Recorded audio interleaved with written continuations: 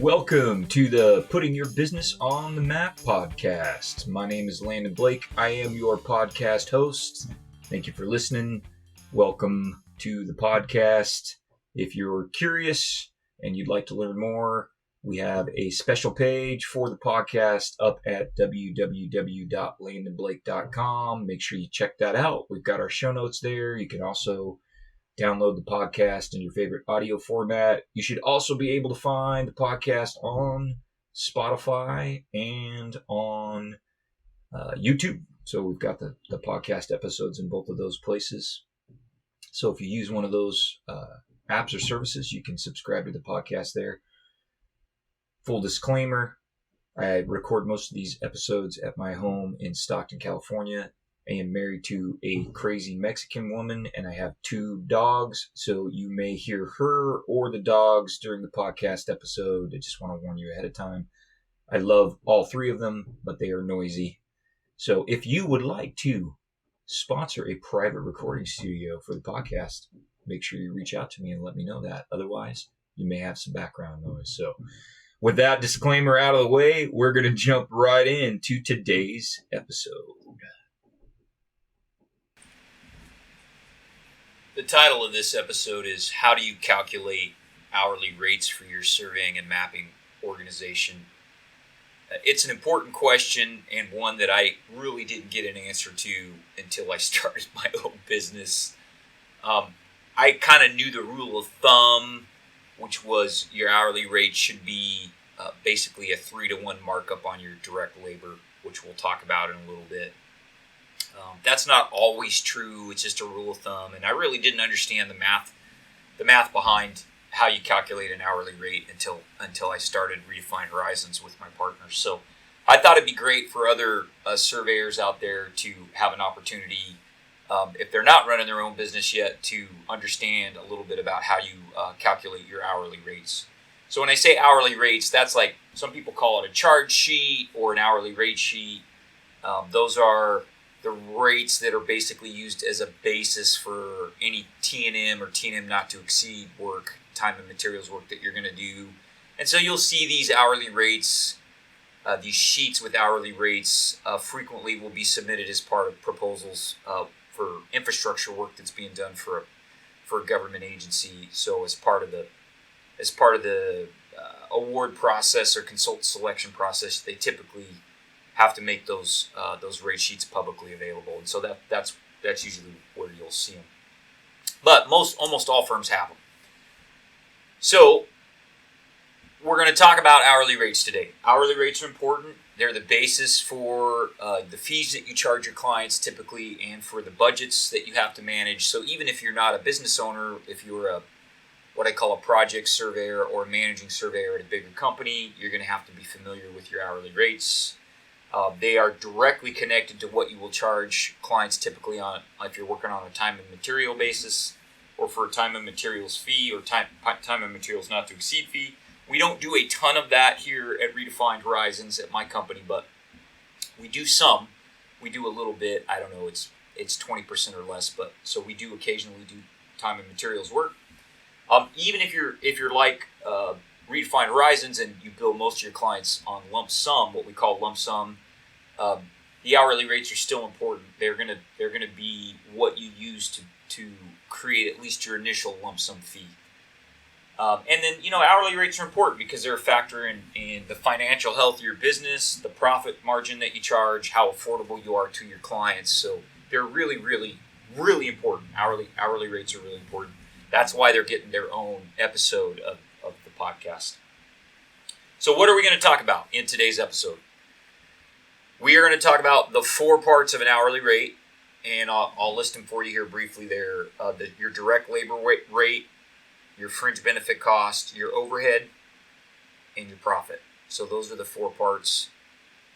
We're going to talk about how do you calculate your overhead costs, and then finally, number 3, how do you determine a reasonable profit margin?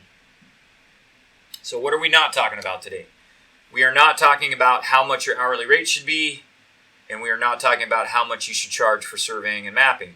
Why not? Because if I did that, we could all go to jail, right? So there are anti-monopoly laws The government, for good reasons, doesn't want you colluding with your competitors to set prices. That's illegal. It's something called the Sherman Act. But it doesn't work very good. So different parts of the country are going to have but significantly different costs of living, and different types of work have really different cost basis, a really different cost basis. So it doesn't work to collude prices, especially over a large geographic area. So we're not going to tell you how much your hourly rate should be. What we are going to tell you is a method you could use to calculate your hourly rates. So we will talk about that.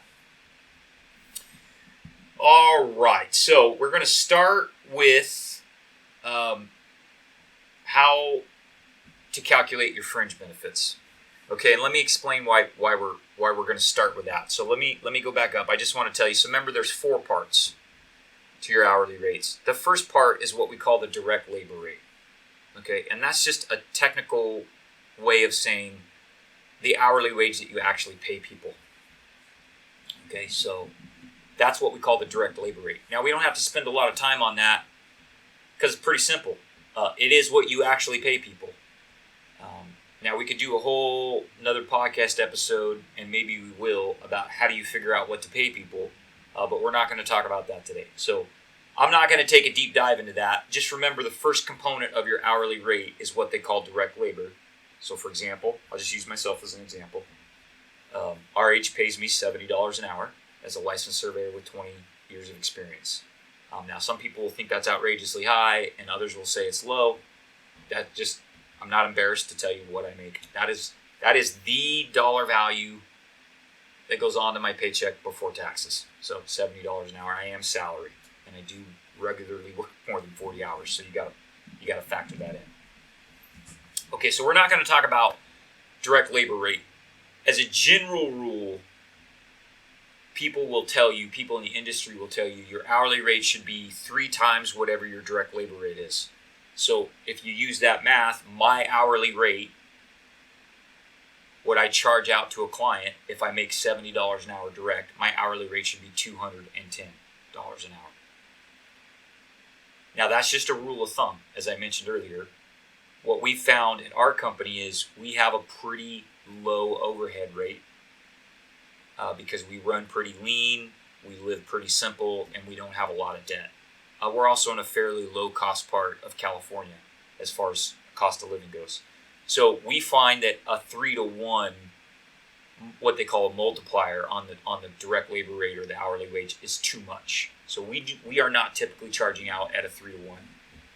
We are typically charging out closer to 2-to-1 or 2.5-to-1. Okay, so it's just a rule of thumb. But that's why we're going to start with fringe benefits. That's the second component. So remember, the 4 components: direct labor or wages, the fringe benefits, the overhead, and the profit. We're going to start with fringe benefits because I'm not helping you today figure out what you should actually pay your people for their hourly wage. That will be a different podcast episode. Okay, so how do you calculate that second component, the fringe benefits? Okay, so before you figure out what the fringe benefit cost is, let's talk about what goes into your fringe benefits cost.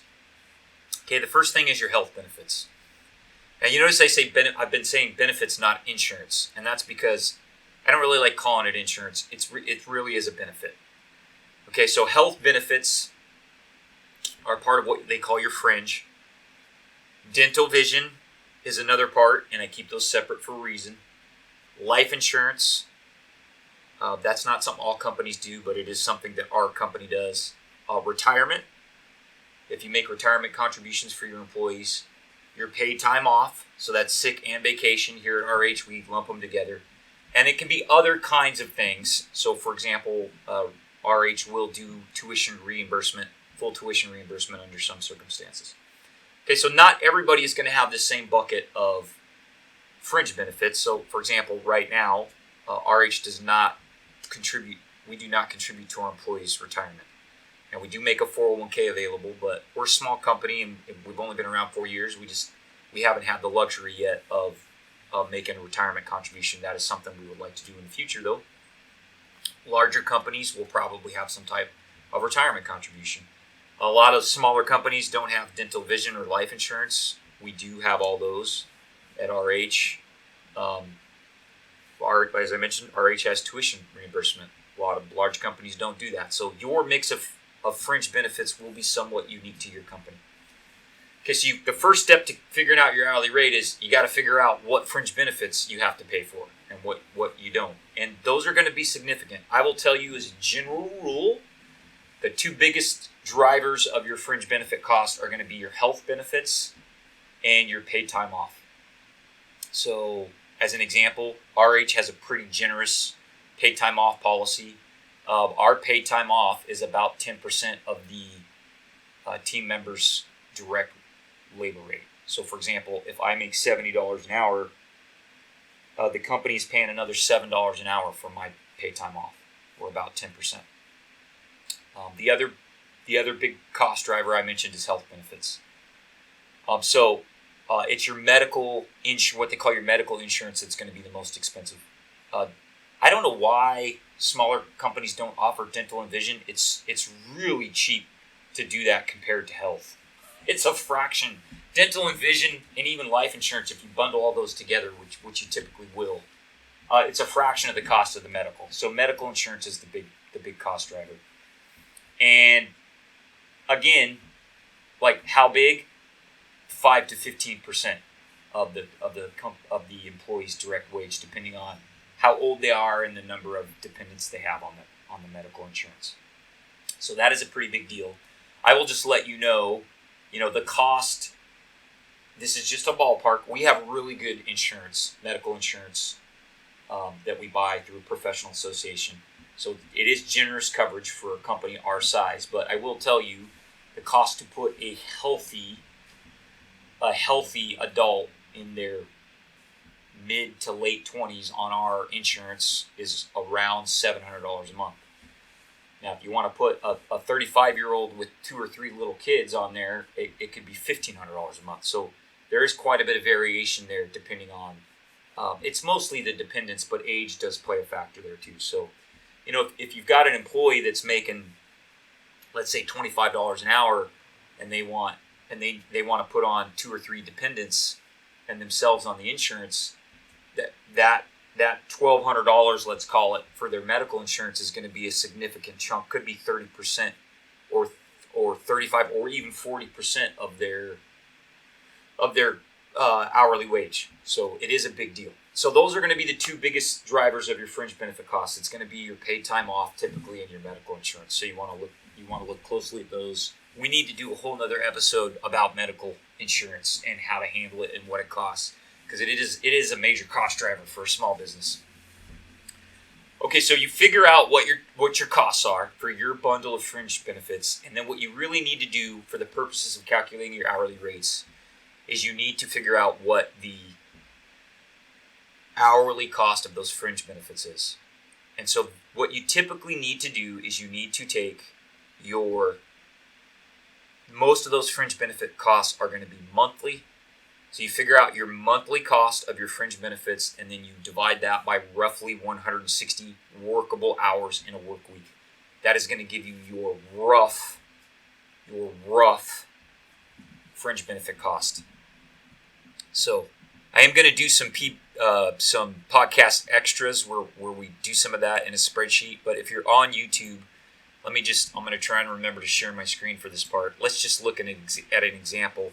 So let's say right now RH is paying $900 a month for Landon's health insurance. Let's say we got another $300 a month in other fringe benefits, so that's $1,200. Okay, plus I get let's do paid time off separately. So let's just say I have $1,200 a month roughly in fringe benefit cost. We're going to divide that by 160. So the company's paying $7.50 an hour for my fringe benefits, not counting my paid time off. I told you our paid time off is about $7 an hour. So what that means is we end up with $15 an hour. That's going to be my fringe benefit cost. Okay, so the 7 or 7.5 for my PTO plus the 7 or 7.5 for everything else. So that's how you would calculate that.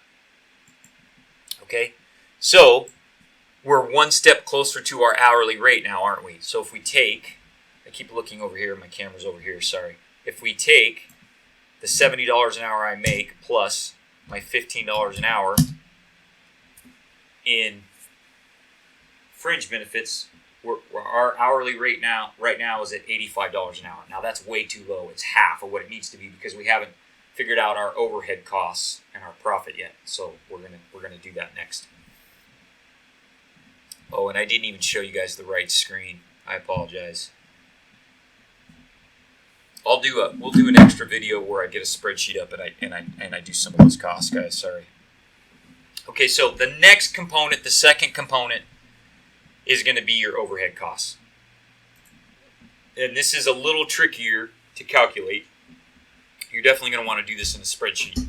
So what is included in when I say overhead? So what that term overhead means, that means you're in over your head is what it means. No, overhead can get you in over your head.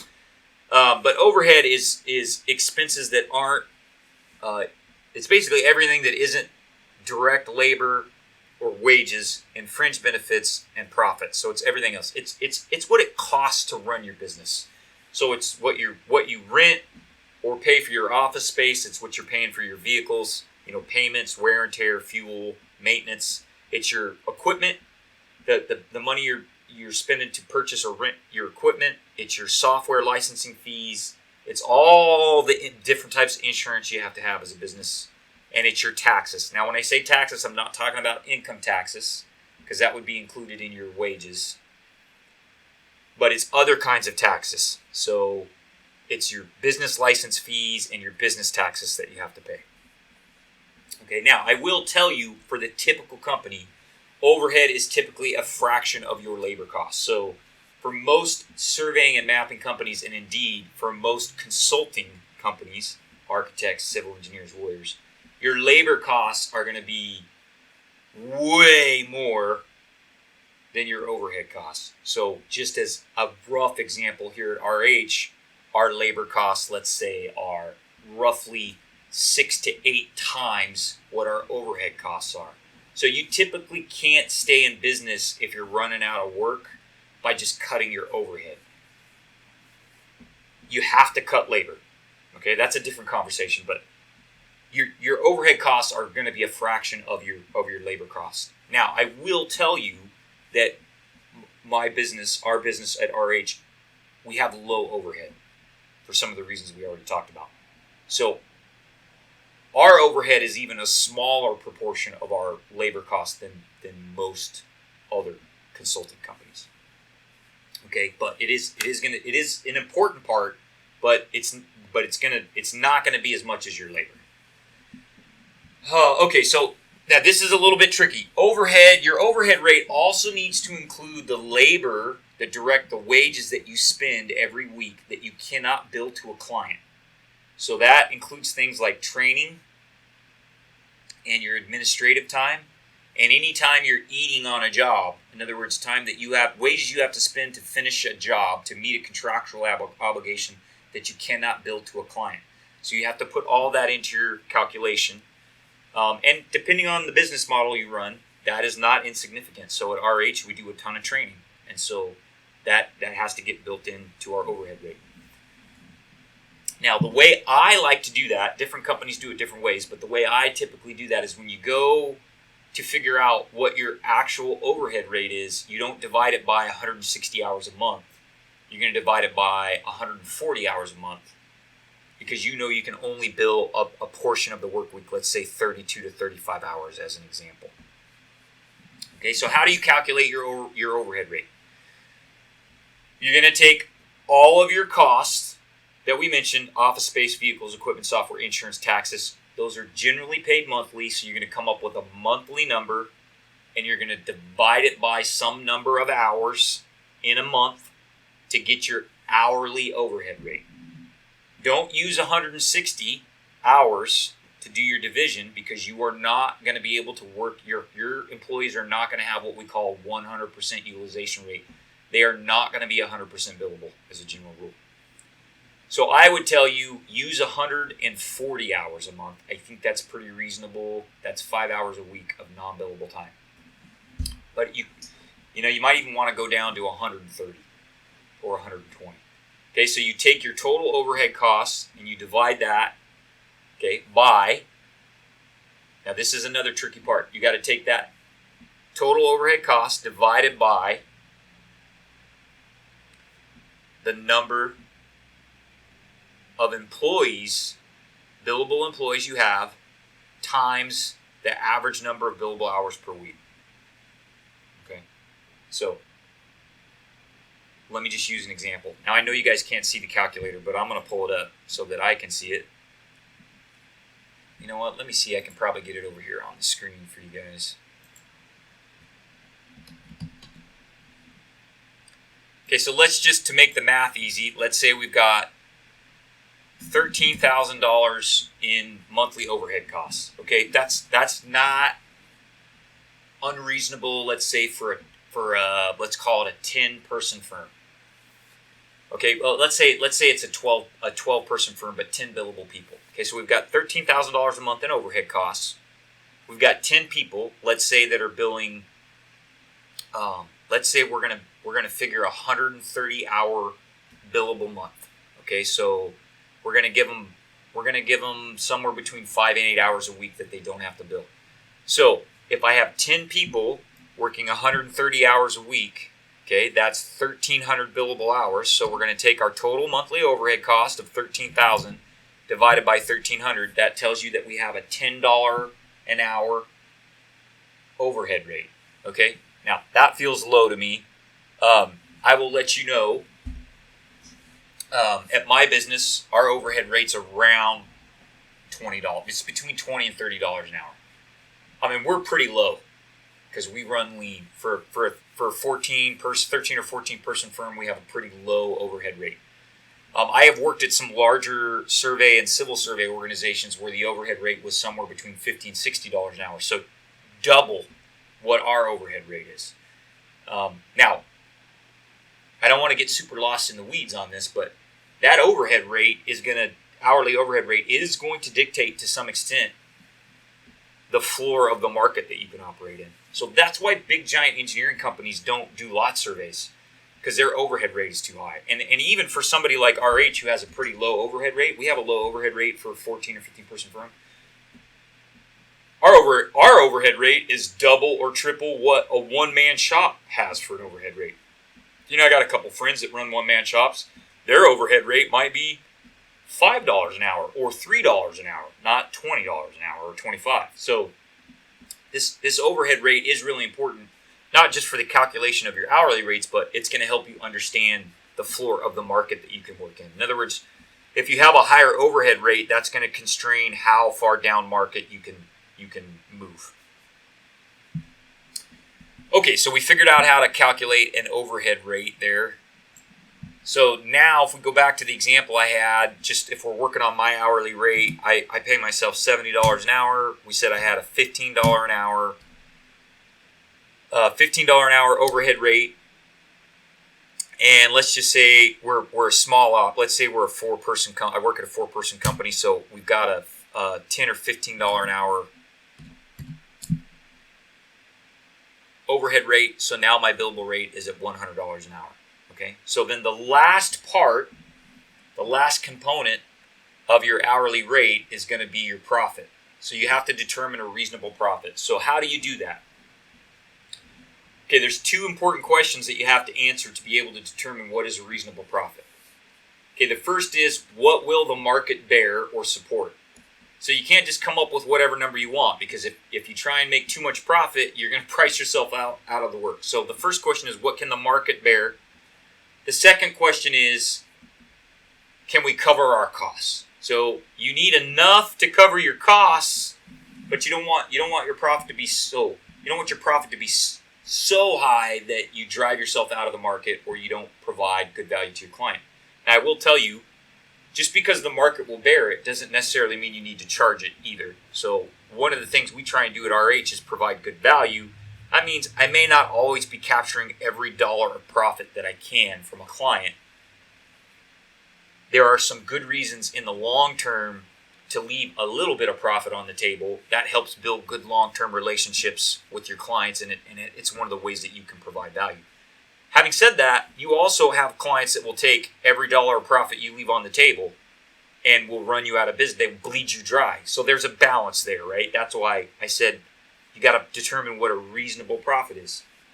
Now, I will give you a little bit. I'll give you a bracket. I think as a survey company, your profit margin, what we call your profit margin, should be somewhere between 10% to 30% of your total hourly rate.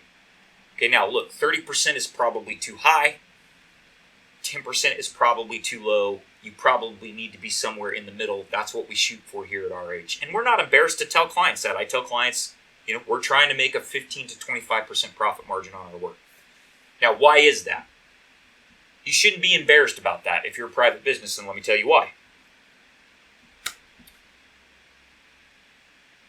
Right now, you can take money and you can go park it in, let's say, a 3-year or 5-year certificate of deposit, and you can probably make somewhere between 5 to 10%. That is with no work. You just take the money down to the bank and hand it to them, and in 3 years or 5 years or 2 years, they hand you back 7.5% or 10% more than you gave them. Okay, that means you need to be making at least a 7.5% to 10% profit margin on what you're doing at your business, or you're dealing with all the stress and risk and liability of having a business for no return. In other words, 7.5% or 5% is not enough of a return in the environment that we're in the market. You can go earn that by just parking your money at a bank, right, or in a what do they call them? In a money market account. So if you're running a business, your profit margin needs to be significantly more than the amount of interest you could earn by just parking money in an almost risk-free account, right? There's an opportunity cost there you have to think about. So if you're a land surveyor and you've been making 5 or 8% profit the last 2 years, you're doing something wrong. You'd have been better off taking that money and just sticking it in a CD and going to the beach, right? Hanging out at the beach. So you got to think about that. So that's how I kind of come up with that bracket. I know a lot of large engineering companies shoot for a profit margin of 30%. I don't think that's reasonable in most cases. It's certainly not something we're trying to get out of our clients. We're pretty happy in the 15 to 25% range. A couple years ago, we let that even drop down to the 10% range, but now inflation and interest rates are quite a bit higher than it was when we started the business, and so we try not to take work now that's only going to have a 10% profit margin. It's just too low given where inflation has been. Now, I will tell you, you want to be able, when you're trying to decide what your profit margin should be, or what percentage of your hourly rate should be profit, you got to remember low price isn't the only way you provide clients with value. And I'll just give you an example. You can go to Walmart. You can shop at Walmart. My wife shops at Walmart. She can shop at Walmart and pay, 5 to 10% less than we might pay on Amazon Prime. Okay, I haven't been inside of a Walmart in probably 5 years, maybe 10, because I hate Walmart. I don't like to shop. I don't like crowds. I buy everything on Amazon Prime. My wife shops at Walmart, but if I have a choice, I will buy on Amazon Prime. Now, I probably pay a little more on Amazon Prime. But I order stuff, it shows up on my doorstep the next day or in a couple days, and I don't have to deal with any people. That is worth the price difference to me. So see, Amazon has part of the value they're delivering to me is speed and convenience, right? So when you're setting your profit margin, remember, it's not just about low price. There are other ways you can provide value. That needs to have its own podcast episode. Okay, but there's different ways you can provide value. I mentioned a couple of them with the Amazon Walmart example, speed and convenience. Another one is expertise and problem solving. One of the reasons RH gets hired sometimes is because we can help clients solve problems that other surveyors walk away from, right? We have that expertise. Clients will value that. So you need to consider all those things when you're determining what your profit margin will be. I'll just tell you a quick story that I heard. It's not mine, but I heard a story about, there's a factory and one of the machines, the motor to one of the machines stops working. So they call the repair guy. He comes out. He taps on the motor. The motor, something knocks loose. The motor starts running again. The whole assembly line fires back up. And he hands the factory owner a bill. Let's say it's $1,000. And the factory owner says, $1,000? You were only here for 2 minutes. Why am I paying you $1,000 to just knock on the motor. And he said, it took me years to figure out on that kind of motor where you got to knock to solve the problem. You owe me for the years, not the minutes, right? So it's a cute story. It's a silly little story that helps you to understand there's more to value than just a low price, right? There are other ways to provide value. But what I would tell you is you can use your hourly rates as a base point or a starting point to calculate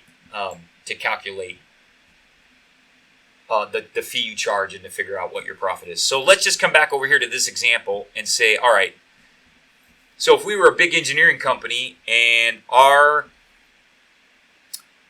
direct labor or our wage plus our fringe benefits plus our overhead is $100 and we want a 3-to-1 multiplier, so in other words we want another third here, then our hourly rate is going to be $150. Okay, but if we're, at RH, I told you at RH, we're shooting for 15 to 25% profit margin. So at RH, that hourly rate might be $125 an hour. Okay, so that's how you calculate your hourly rate. How you can calculate your hourly rate. Now, I told you, if you're an engineering company, my direct wage right now is $70 an hour. Most engineering companies like 3-to-1, so you'd be $210 an hour. As you can see, that's going to be significantly higher than most small businesses need to charge, because as a small business, you're going to have a much lower overhead rate than you are if you're an engineering company. So that's why you don't want to just use the 3-to-1 rule. You want to find out what actually works for your business. And one of the things that does for us, and we charge fairly close to what a decent-sized engineering company would charge for our very senior-level people. But most of our company is not senior-level. Most of our company is junior technical folks. And we are not charging for those folks what most engineering companies would charge. And what that means is we can compete for work that most large engineering companies can't compete on. So we do a lot of mid-size commercial real estate and land development stuff, and we do some smaller utility infrastructure stuff, and we're able to be competitive on that because the big engineering companies are too expensive for that kind of work. Okay. Having said that, we are too expensive typically to do lot surveys, so our overhead is too high. Our overhead and our fringe benefit costs are too high to compete with the one guy, with the guy working out of his garage as a one-man shop. But we can't compete with him for lot surveys because his cost structure is significantly less than ours, right? So there's a balance there that you have to factor in. All right, so in review, what did we talk about today? So we talked about how to calculate hourly rates. We talked about why that was important, right? It's an important part of determining the financial health of your business, how much money you're going to make. Remember, at some level, your hourly rates and your overhead and fringe costs determine how far you can move down market. In other words, the floor to the market that you can operate in. And it's gonna be really important. Your hourly rates are going to be an important tool that you use for time and materials and T&M not to exceed billing. And even if you're like RH and you do most of your billing lump sum, it's going to be the start. Your hourly rates you're going to use that as a starting point. Where do I have to start to price this work? So we talked about that, and then we talked about the 4 components, right, that go in. We talked a little bit about direct labor or wages, fringe benefits, overhead, and profit margin. And then we went through each one of those, right? Gave you an idea how to calculate that stuff. Now, I will tell you, we use hourly rates here. We have an hourly rate schedule at my company, at our company at Redefine Horizons. And we do use that as a starting point, but we will sometimes go slightly below or above the price we would calculate based off our hourly rates for a job. Why would we do that? So let's say it's the middle of February and it's been pouring rain for 6 weeks, okay, or the middle of March. So by the time this podcast goes live, it'll be the middle of March, and we've been getting a lot of rain where I live in California, and so we're a little bit slow this time of year.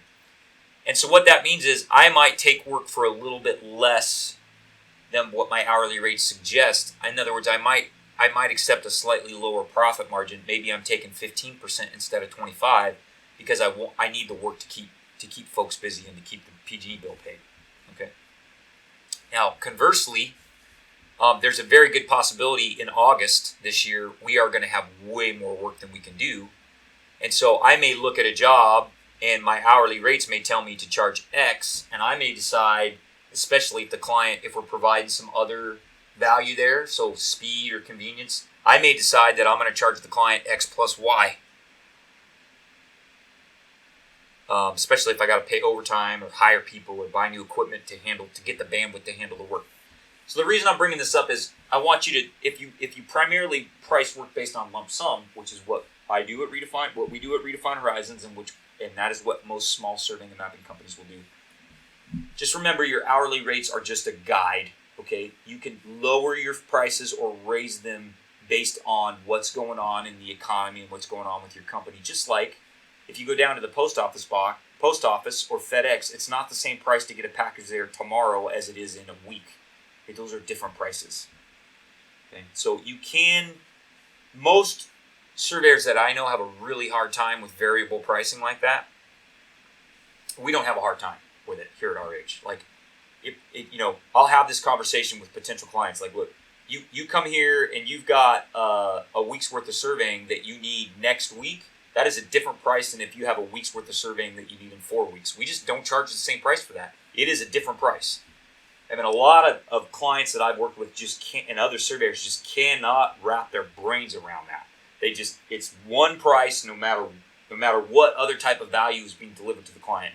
And I think that's foolish. So hourly rates are important, and I wanted to do this episode so we could talk about them.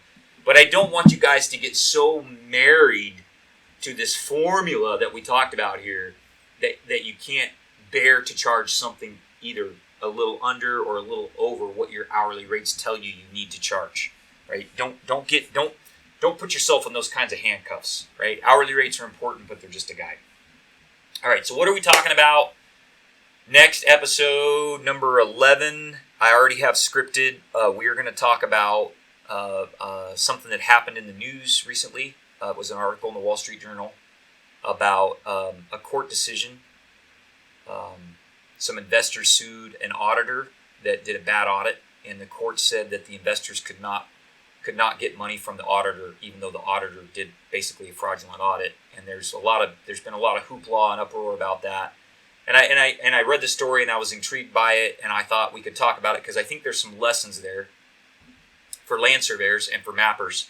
And so I decided to title that episode, "Can Your Clients Rely on Your Deliverables or Your Work Products?" So that's what we're going to talk about in episode 11. I'm going to tell you that short story, and we're going to talk about some of the reasons why the court made the decision the court made, and why people were upset about it, and what that teaches us about business and deliverables and liability as land surveyors, because I think there's some important lessons there. So I look forward to that. It's the second time I've kind of plucked something out of a newspaper or magazine to talk about with you guys, and I hope you enjoy it.